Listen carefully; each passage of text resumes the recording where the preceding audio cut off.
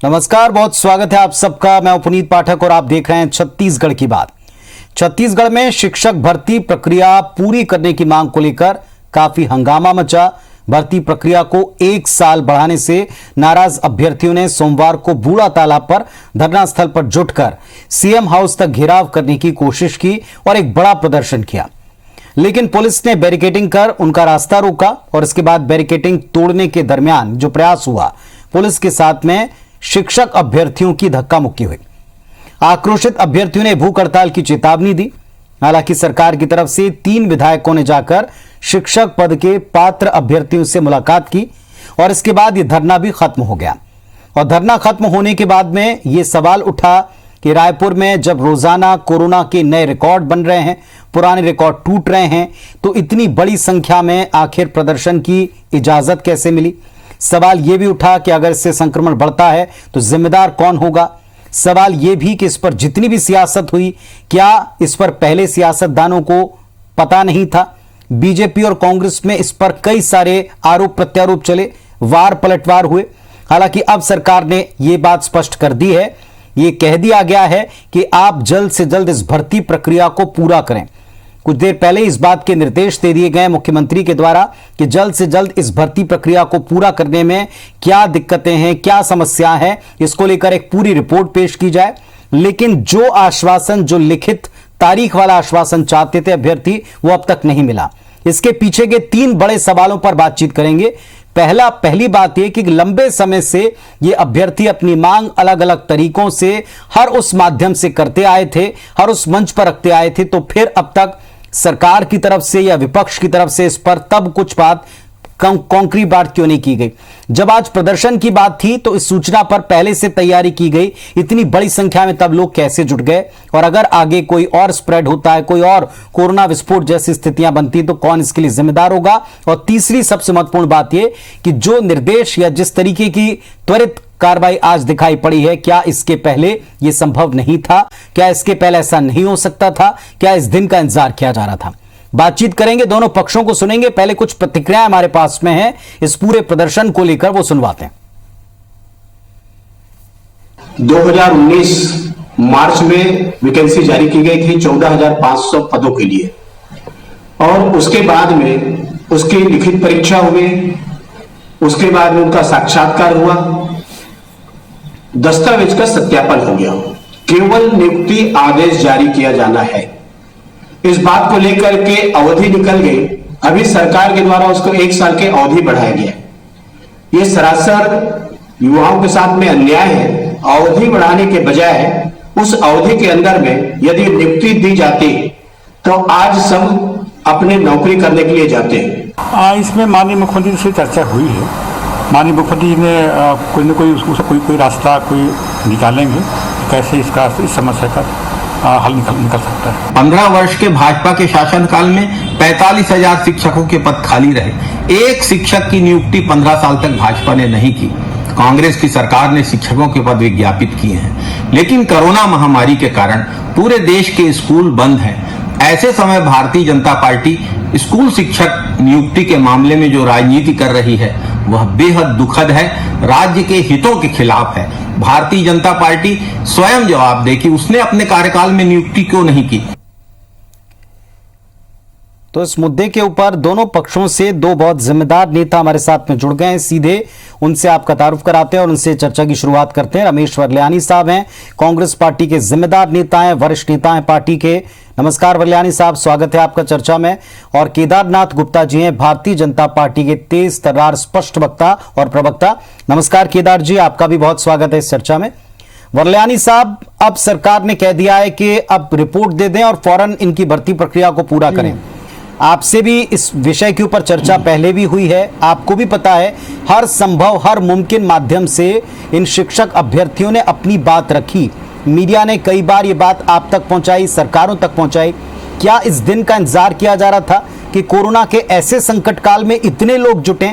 अगर ईश्वर न करे लेकिन कोई गड़बड़ी होती है, अगर कोरोना विस्फोट की स्थितियां बनती हैं, कौन जिम्मेदारी होगी? क्या तब हम इन अभ्यर्थियों को दोष देंगे?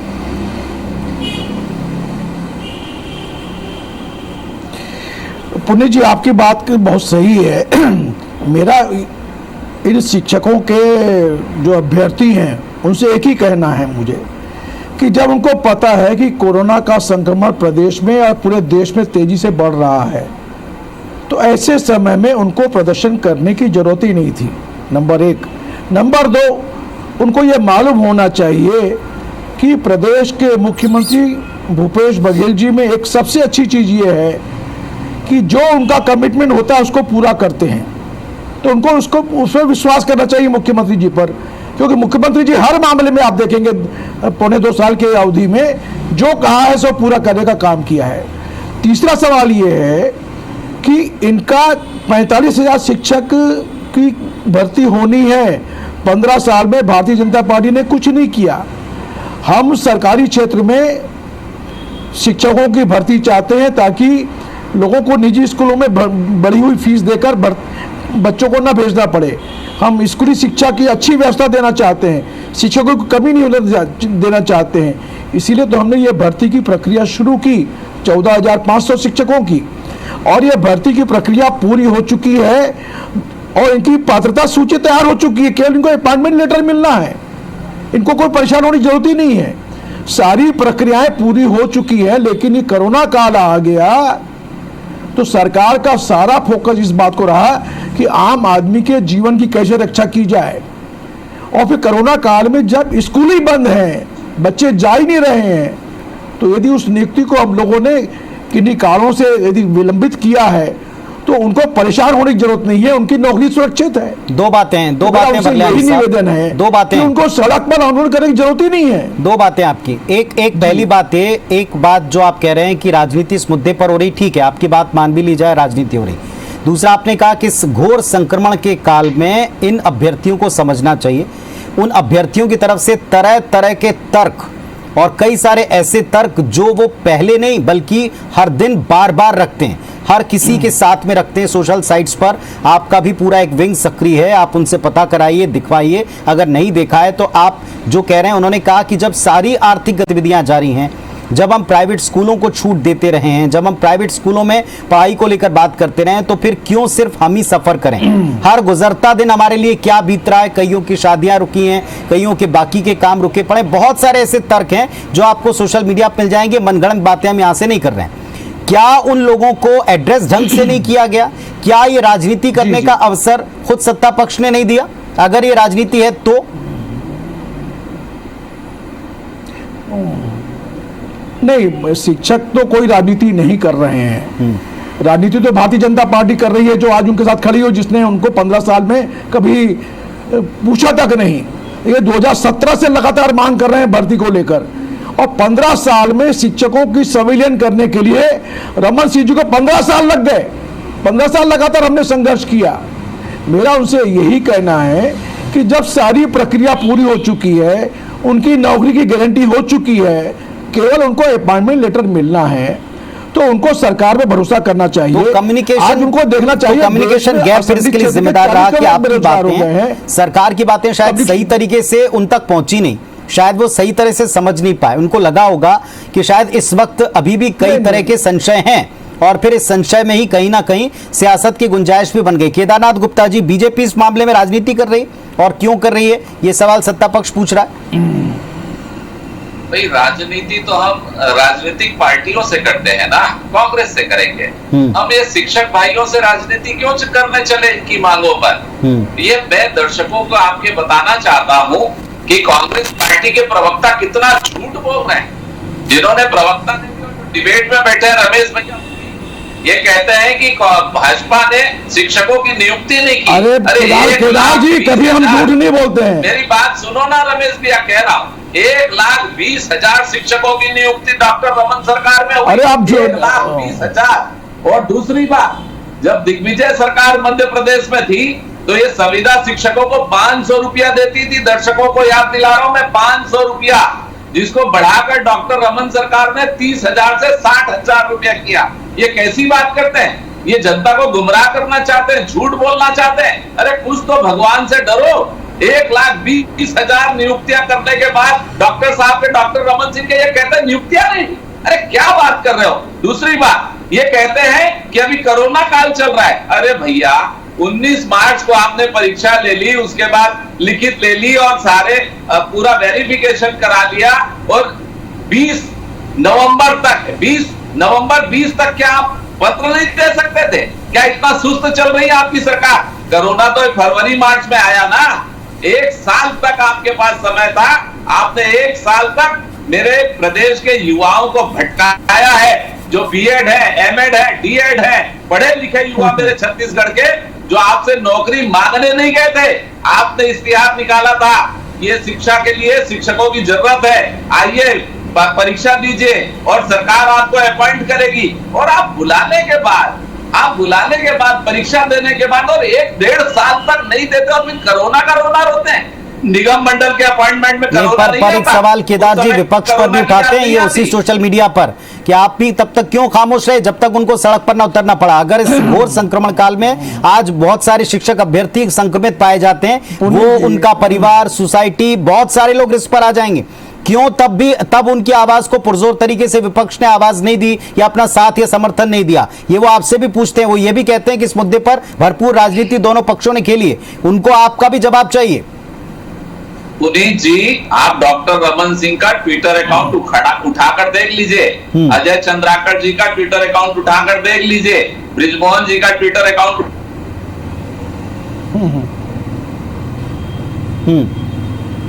चलिए केदार जी की बात। भारतीय जनता पार्टी ने बारंबार ये बात कही है, बारंबार ये बात कही है और हमेशा शिक्षकों और बेरोजगारों को जो ठग रही है कांग्रेस, मैंने कहा 500 रुपया देते। ठीक है, मेरा सवाल सिर्फ इतना था कि आज उनको सड़क पर उतरना पड़ा, आज उनको बड़ा प्रदर्शन करना पड़ा, तो क्या अब ये बात जो आप कह रहे हैं कि लगातार हम सोशल मीडिया पर उनको सपोर्ट कर रहे हैं, क्या हम उनको सपोर्ट करने के लिए केवल सोशल मीडिया पर ही सक्रिय रहे, यहीं तक हम सीमित रहे? ये भी एक प्रश्न है।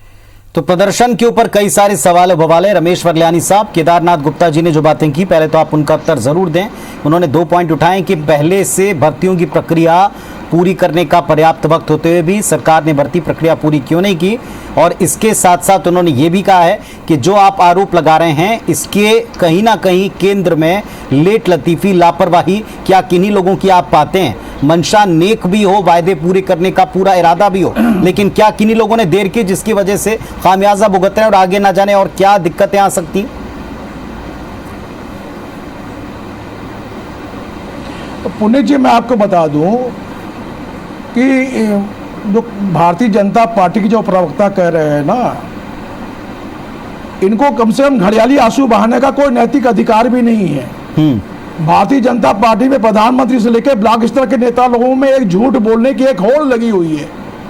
अब इनके प्रधानमंत्री जी ने क्या क्या वादे किए थे मैं गिनाऊंगा तो विषय से बाहर हो जाएगा, लेकिन 3 लाख लोगों के रेलवे के नौकरियों में चयनित सूची है, 3 साल से अटकी पड़ी है 3 लाख लोगों की। कोरोना काल में 4 करोड़ लोग बेरोजगार हो गए संघीय क्षेत्र के शिक्षकों की बात नहीं कर रहा हूँ, रेलवे की बात, अरे रेलवे की बात कर रहा हूँ, रेलवे की बात कर लेंगे। आज शिक्षकों की बात की, अरे ऐसी बात नहीं, आपकी सरकार ने आपको धक्का दिया पढ़े लिखे लोगों को, उनकी बात कीजिए आप। कोई लाठी नहीं मारी है। केदार जी, जब मैं बोल रहा हूं तो बीच में मत बोलिए, मैं झूठ बोलने में विश्वास नहीं करता, ये आपका झूठ जो शब्द है गलत है। रमेश वर्ल्यानी जो बात करता है तर्क से बात करता है, जब आप तर्क का जवाब नहीं दे पाते हैं तो अलग बातें करना शुरू कर देते हैं। रोजगार चाहे राज्य का हो चाहे केंद्र का हो, जनता पार्टी ने नहीं की। आप सुन तो लीजिए भारतीय जनता पार्टी। केदार जी उनके पॉइंट्स, उनको पॉइंट रख लेने दीजिए, फिर आप अपना जवाब दीजिएगा उस पर। वर्ल्यानी साहब उत्तर दीजिए। आप तो पॉइंट सुन तो लीजिए।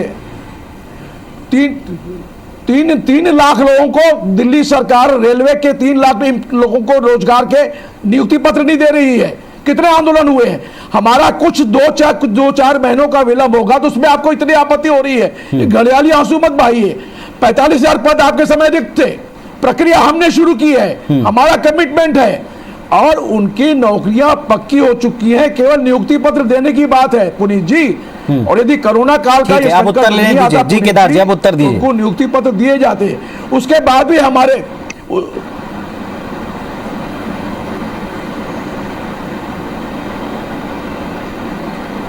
केदार जी सुन पा रहे हैं आप मुझे? उसके बाद भी हमारे मुख्यमंत्री जी ने हाँ, बिल्कुल आवाज आ रही है। जी जी, कहिए आप कहिए, आप क्या बात कहना चाह रहे हैं। उनका कहना है कि रेलवे में भी ऐसे कई चीजें जहां आपकी सरकार है और वहां भी कई सारी नियुक्तियां होने को अटकी पड़ी हैं। उनका कहना, उनको जो आप उत्तर देना चाहें। 3 साल से। देखिए, मैं कह रहा हूं 3 साल मुझे कहने का है, मैं कह रहा हूं। देखिए, सीधी सीधी एक बात है, छत्तीसगढ़ में अभी इस बात पर डिबेट हो रहा है कि ये शिक्षक जो आपके यहाँ परीक्षा दी है, जिनका वेरिफिकेशन हो गया और जिनको बार बार आप ये बात कह रहे हैं कि हम पत्र दे रहे हैं, 1 साल से आप नहीं दे रहे हैं, इस विषय पर पूरी चर्चा करें। मैंने जो कहा कि आप झूठ बोल रहे हैं, मैं फिर से कह रहा हूं कि आप और आपके प्रवक्ता दोनों झूठ बोल रहे हैं। आपने कहा कि भारतीय जनता पार्टी ने किसी शिक्षक की नियुक्ति नहीं की। ये गलत बातें मत करिए, आप गलत बातें, 1 लाख दिक्कत ये है, गलत बातें मत करते हो आप लोग। एक भी नहीं की आपने। नहीं, केदार जी अपनी मर्यादा में बढ़ के बात करिए। जनता पार्टी ने की, वो मैंने कहा कि अपने मर्यादा में रख के बात करिए।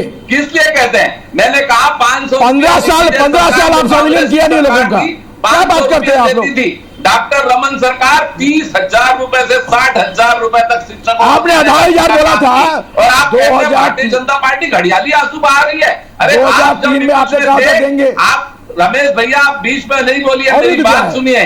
जब आप विपक्ष में थे तब आप इनके धरना प्रदर्शन में जाकर माननीय मुख्यमंत्री जी भी कहते थे कि हम आपके साथ खड़े, और आज कहां लाठी मारने भेज दिया, आज बैरिकेडिंग करा दी, और कोरोना महामारी जैसे संकट में कोई लाठी नहीं मारे हैं, धरना प्रदर्शन देंगे तब बात कर लेते, पहले बात कर लेते। आज इनको ये महामारी में वर्लानी साहब, एक फाइनल कमेंट आपका इस बात पर चाहता हूं। उस संक्रमण को रोका जा सकता है क्या? ठीक है वर्लानी साहब, एक फाइनल कमेंट। इस समय कोविड को लेकर के जो स्थिति है प्रदेश की और खास तौर पर रायपुर की, ये किसी से छिपी नहीं।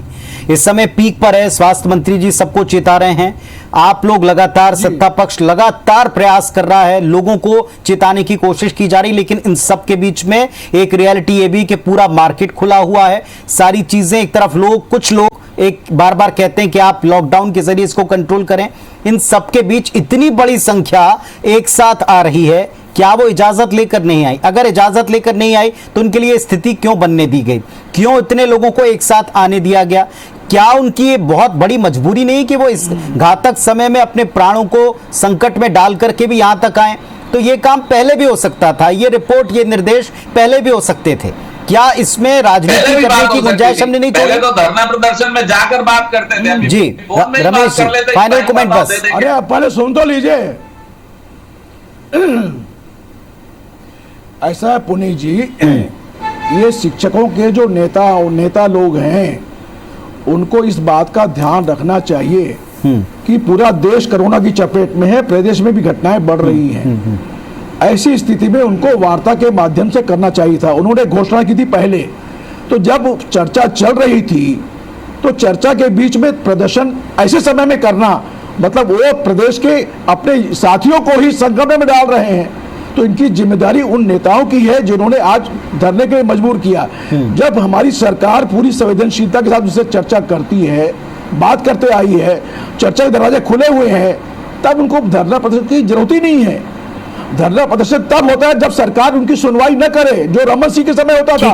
15 साल कोई कम्युनिकेशन गैप नहीं सरकार की तरफ से आपके जाते थे केदार जी, हम भी कोई कम्युनिकेशन गैप नहीं है। नेताओं को चाहिए था कि कम्युनिकेशन गैप नहीं। चलिए, अब एक बड़ा सवाल है, थोड़ा ईश्वर करे कि इन सब बातों में कोरोना को लेकर कोई विस्फोटक हमको खबरें ना सुनानी पड़े, दर्शकों तक ना पहुंचानी पड़े, क्योंकि जो हालात हैं जिससे आप हम सब जूझ रहे हैं, प्रत्येक दिन जूझ रहे हैं, ये बहुत ही संकट वाले हालात हैं। उसमें इतनी बड़ी संख्या, एक उनको मजबूरी लेकर आई सड़क पर, कम्युनिकेशन गैप लेकर आया, या फिर ये चंद नेताओं की कतिपय राजनीति का तरीका था जो एक पक्ष से जवाब या आरोप है। ये बात वो लोग बेहतर समझते हैं जो आज सड़कों पर उतरे और जिनको आश्वासन मिला। और इन सब के बाद भी अब उनके नियुक्तियों का रास्ता क्या पूरी तरह साफ होकर निर्देश का पालन होगा, मंशा पूरी होगी, ये भी जरूर हम देखेंगे। बहुत शुक्रिया आप दोनों का इस वक्त आकर जुड़ने के लिए, चर्चा में शामिल होने के लिए। धन्यवाद, नमस्कार।